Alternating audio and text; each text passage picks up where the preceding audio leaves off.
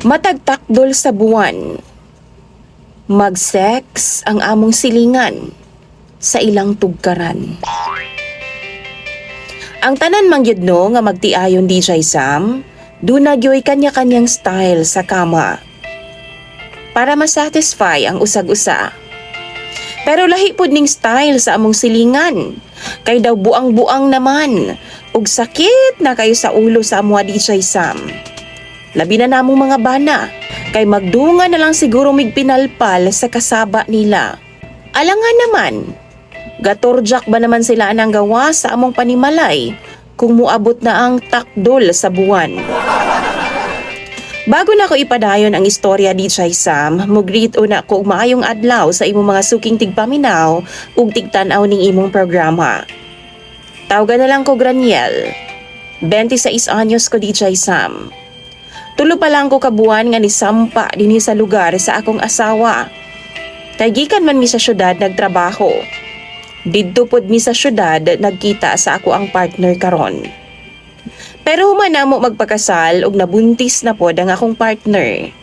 Nagdesisyon mi sa akong asawa nga si Loida nga magtinda-tinda na lang mi dinhi sa ilahang barangay.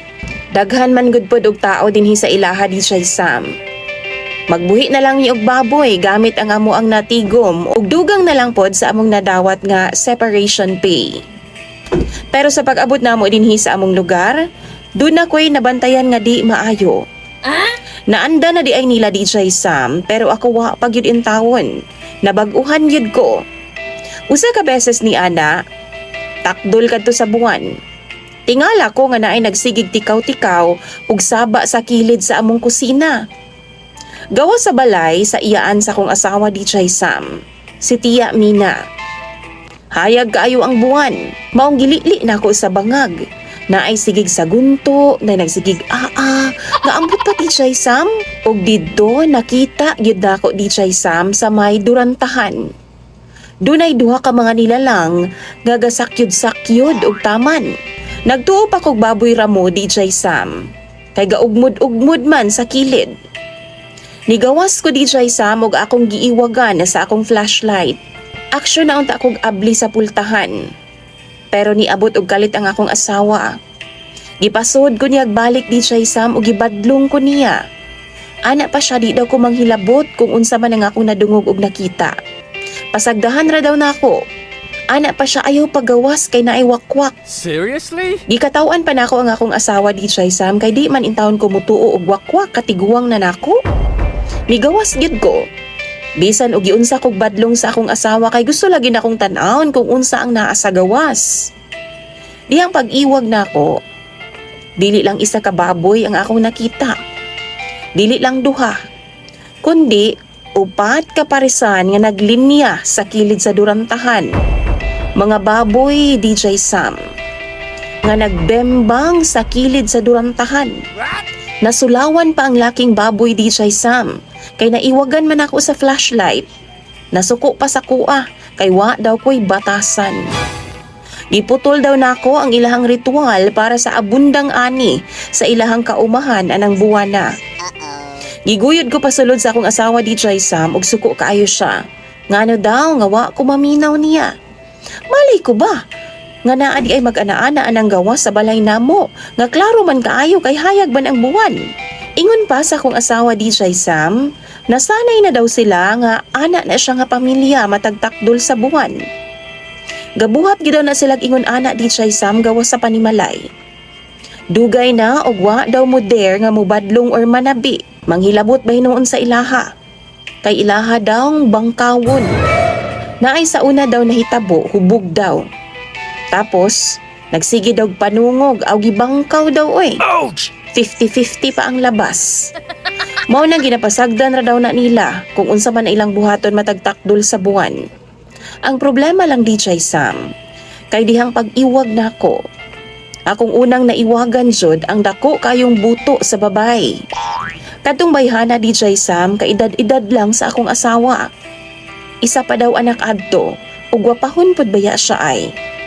16 anyos pa daw siya dihang naminyo. Ug ang iyang banabana di Chay Sam iya harapong kadugo. Sa ilahang tribo siguro, sa ilahang kultura ug practice, Normal ra na. Pero sa ato lainan ta pero sa ilaha normal ra gyud daw DJ Sam. Magkadugo nga mag-ana-ana, magkarelasyon, o di ba ka magdayon. Unayay ragod kung sa ato pa. Pagkaugma ato DJ Sam, gipatawag ko sa ilang pamilya. Nangayo na lang pud kog sorry. Kauban ang pamilya sa akong asawa kay wa man ko kahibaw. Kay bag-o man kong sampa sa ilahang lugar. Gipasaylo pud ko nila DJ Sam pero gipahatag kog alay nga isa ka sakong bugas ug usa ka baboy.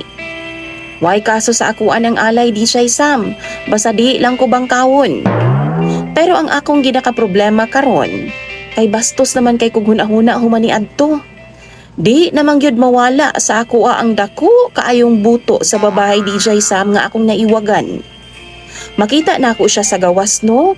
Di gyud nako malikayan nga maka-imagine gid taon ko sa iya. Usahay no makatingsi na lang ko.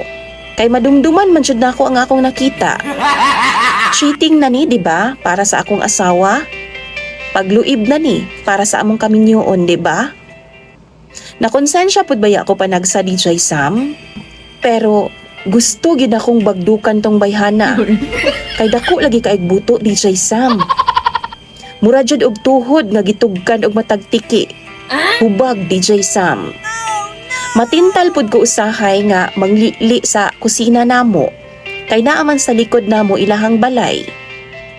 Manlaban na siya sa gripo DJ Sam no, tapos magtapis lang na siya malong. Paskang hasula gyud nako DJ Sam. Magwild gyud ang akong junior og taman. Maka-imagine man ko sa iyahang bingka nga haskang dakua. Na-bother na biya jud ko ani DJ Sam. Maunang tambagi intawon ko. Sa imo mga viewers, palihog lang ikomento ninyo ang inyong mga advice. Basahon ko na tanan sa comment section. Imong sender DJ Sam, Raniel.